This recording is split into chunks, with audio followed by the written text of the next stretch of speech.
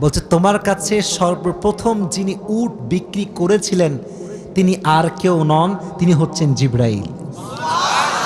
আর যিনি ক্রয় করেছেন ৩০০ দিরহাম দিয়ে সে কোনো মানুষ নয়, তিনি হচ্ছেন ইসরাফিল।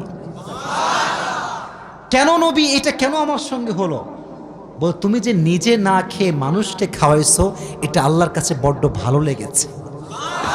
তো আল্লাহ তোমার এত বেশি বাড়ায় দিয়েছে যে তুমি কল্পনাই করতে পারো না। সুবহানাল্লাহ পড়েন।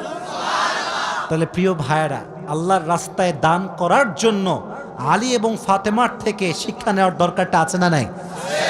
যতটুকু পারি নিজেও খাবো, মানুষকেও দিব। নিজে খাবো, মানুষকে দিব না, এটা স্বার্থপর ছাড়া কিচ্ছু হতে পারে না। আমরা স্বার্থপর হব না, ভালোবেসে যাব। আল্লাহ ভালোবাসার মন আমাদের দান করুক, পড়না আমিন। আর একটা হাদিস, আচ্ছা বলেন তো পরিবারের, আচ্ছা এখানে সব যুবক আমার মনে হয় আমরা মধ্যবিত্ত পরিবার